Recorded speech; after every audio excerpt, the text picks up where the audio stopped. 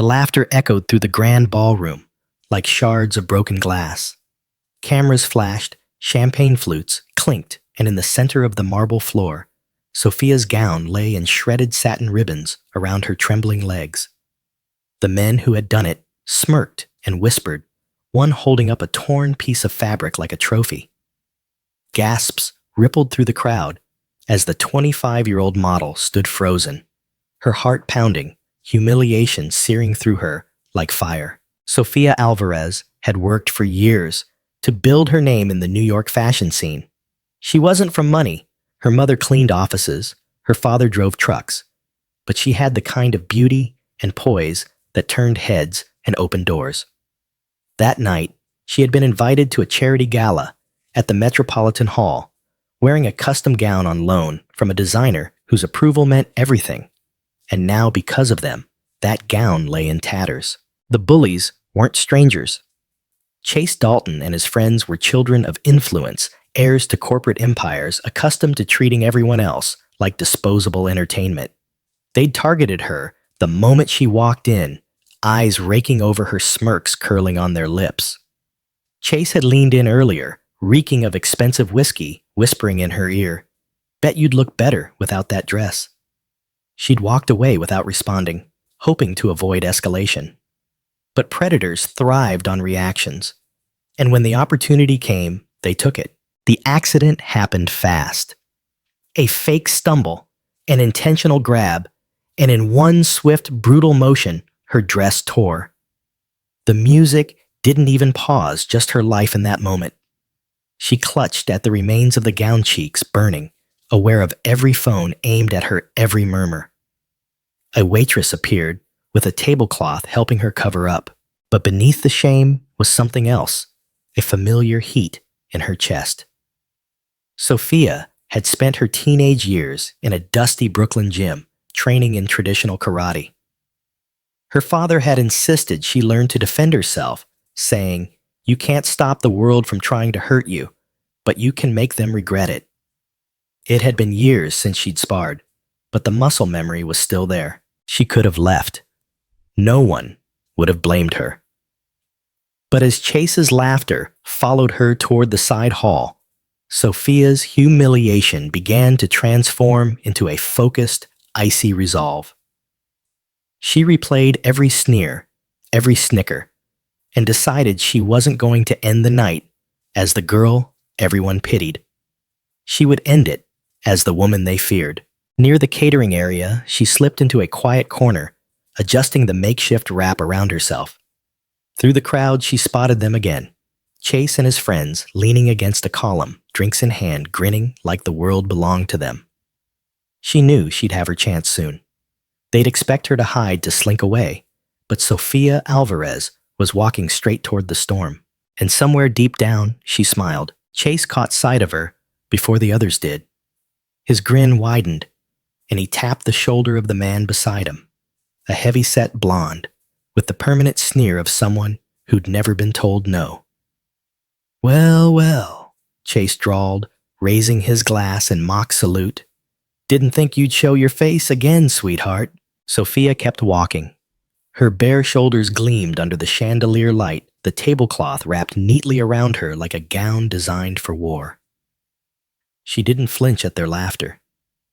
Every step was deliberate, her heels clicking against the marble like the countdown of a clock. Careful. Another chimed in, a tall man with slicked back hair and a gold watch. She might fall apart again. Literally. They roared at their own joke, drawing glances from nearby guests. Her heart was steady, now her breathing calm. That teenage dojo in Brooklyn had been her refuge, once a place where she learned that composure was as much a weapon as a strike. You never showed your opponent how much they rattled you. You let them think they were in control until it was too late. "You're awfully proud of yourselves," Sophia said, her voice low but carrying. The men leaned in, drawn by the quiet challenge in her tone. "Ripping a dress off a woman. That's your idea of power," the blonde chuckled. "We call it a good time." Her eyes flicked to him, sharp and unblinking. "I call it pathetic." Something in her delivery cut through their drunken haze. Chase's grin faltered for half a second before he masked it with a scoff. You don't know who you're talking to. Oh, I know exactly who I'm talking to, Sophia said, taking another step closer. And so will everyone else when they see what happens next. Chase's friends exchanged glances, unsure if they should be amused or concerned. She was supposed to be the humiliated one, shrinking away, not standing here looking them in the eye with the poise of someone who had nothing left to lose. He tilted his head, trying to reclaim the upper hand. You planning to hit me, model girl? Go ahead. I'll make sure you never work in this city again. It was the opening she'd been waiting for. Not the threat itself, but the way he leaned in close enough that she could smell the expensive liquor on his breath. His arrogance made him careless. His weight shifted forward, balance compromised. She didn't move yet, though. Timing mattered. I'm planning to make sure you remember me, she said evenly. Her voice didn't rise, didn't crack. Just steady, certain. For a moment, no one spoke. The hallway around them seemed smaller. The noise of the gala fading into a muted hum. The tension hung thick like the moment before a storm breaks. Chase's smirk returned, but it was thinner now, tighter. You've got guts, I'll give you that. She let him believe that was the last word. It wouldn't be. The gilded hallway beyond the ballroom was quieter. The sound of clinking glasses and muffled jazz fading into the distance. Crystal wall sconces bathed the space in a warm golden light, casting long shadows that seemed to deepen the tension between them. Chase had drifted further in, confident she'd follow confident. He was still in control. His two friends lingered behind, forming a loose triangle around her. Sophia didn't slow her pace. Her bare feet whispered against the carpet now. She'd slipped out of her heels without anyone noticing. Years of martial arts had taught her how to move silently, how to read distance and angles, how to use her environment. The gala might have been his playground, but this hallway, this was her arena. Chase began swirling the amber liquid in his glass. Most people would be grateful for the attention. We made you the talk of the night. His tone was slick, like he believed his words were doing her a favor. Sophia's gaze didn't waver. I don't need your kind of attention. That earned a snicker from the blonde. Everybody needs attention, especially girls like you. It's how you get paid right. Her stomach tightened, but her face stayed composed. She'd faced worse insults in the modeling industry, photographers who treated her like a prop, casting directors who thought a compliment was a currency. But this was different. This wasn't business. This was predatory glee. Chase stepped closer, testing her. I'm just saying you could loosen up. Laugh it off. We might even buy you a new dress. Her reply was ice cold. You couldn't afford the kind of respect I wear. That hit. The tall man's grin twitched, and even Chase's eyes narrowed slightly. He masked it by setting his drink down on a nearby side table and shoving his hands into his pockets, a casual stance that wasn't casual at all. You're really pushing your luck, he said, his voice low now, stripped of the earlier mockery. You think you're tougher than you look. She took a step toward him, closing the gap until they were barely 2 feet apart.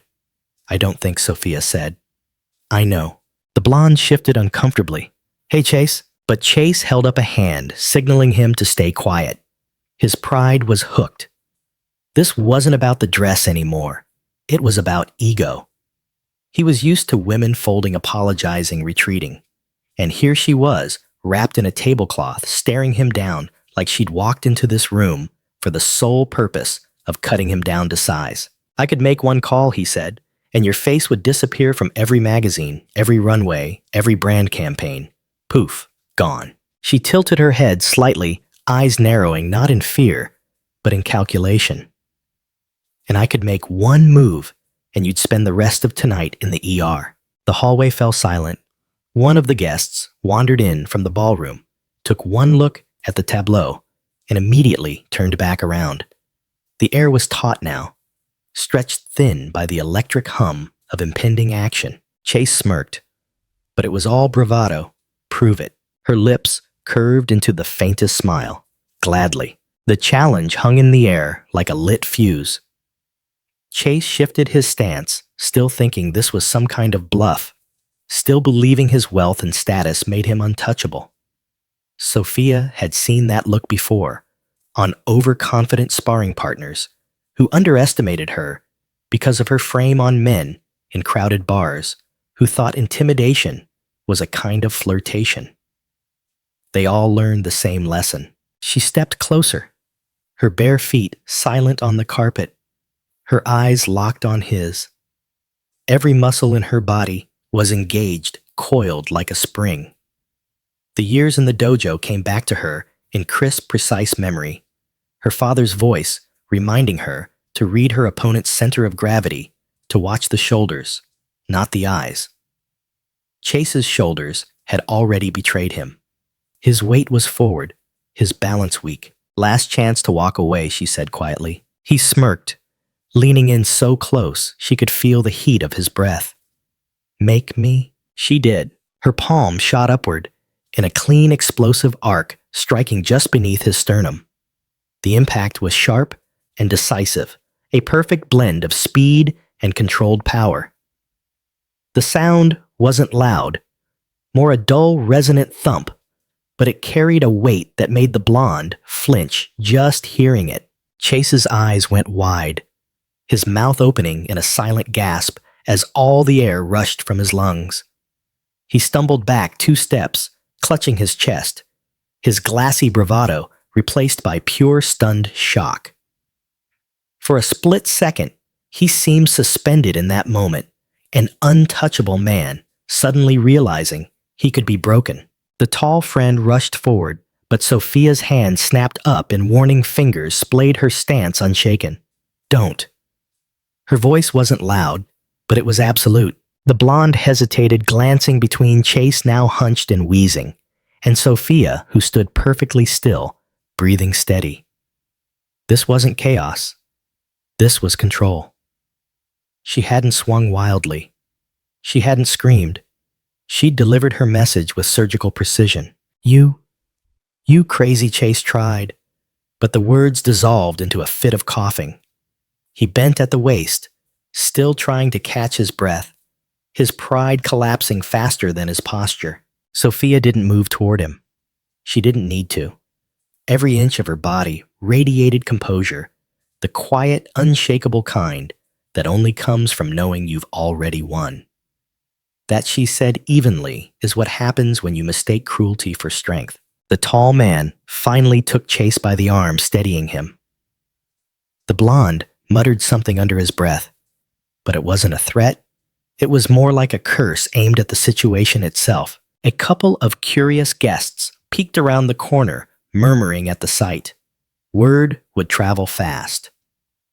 By morning, the story would be all over social media, grainy cell phone footage, whispered accounts, headlines that framed it as the moment the golden boy of the Dalton family got floored by a model in a tablecloth. Sophia turned without another word, walking back toward the ballroom. She didn't rush, didn't look over her shoulder. The sound of Chase's ragged breathing followed her, but so did the stunned silence of everyone who had just witnessed a shift in the balance of power. And for the first time that night, she felt completely in control. The ballroom felt different when she stepped back inside. It wasn't just the shift in lighting from the hallway's golden glow to the chandelier-lit expanse. It was the way conversations hushed as she passed, the way eyes followed her, curious and cautious. The music still played, but there was a new undercurrent in the air, like the room itself was aware something had just happened. Sophia walked with her head high, the improvised tablecloth gown moving with deliberate elegance. A few guests glanced toward the hallway, where Chase had disappeared moments before, leaning heavily on his friends. He was pale now, his posture bent, one hand still pressed to his chest. They kept their distance, not meeting her gaze. Near the edge of the dance floor, a woman in a silver evening dress leaned in and whispered, Is it true, you? Sophia met her eyes, and the woman stopped mid-sentence, pressing her lips together. The answer was in the silence. The event's host, an older man with a kind but calculating expression, approached her with a gentle nod. You all right, Miss Alvarez? I am now, she replied, her tone calm measured. She wasn't here to cause a scene. The scene had already happened, and she'd made her point without shouting. Her father's lessons echoed in her mind.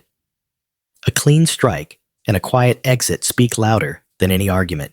From across the room, she caught sight of a small cluster of younger models she recognized from past shows.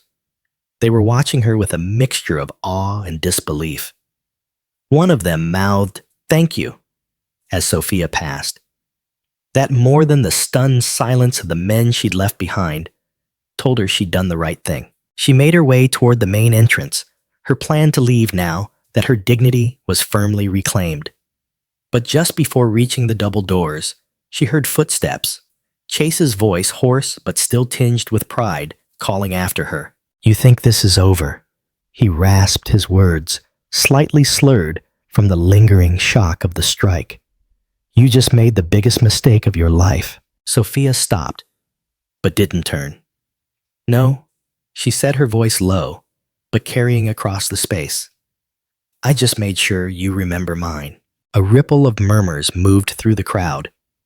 Chase didn't reply, whether because he couldn't find the words or because he physically couldn't speak without wincing, she didn't know. But the fact that he stayed where he was told her everything. She pushed open the doors and stepped into the cool night air. The city's hum greeted her like an old friend.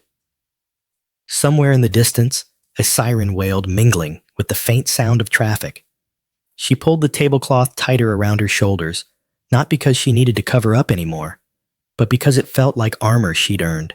The black car she'd ordered earlier was already waiting at the curb.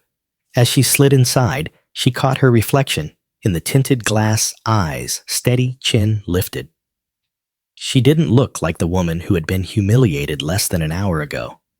She looked like someone who had taken the narrative back into her own hands. And that was a far rarer kind of beauty. Humiliation is a wound that can cut deep, but dignity is forged in how you respond. Sophia didn't let her story end in shame. She reclaimed it with courage, precision, and restraint.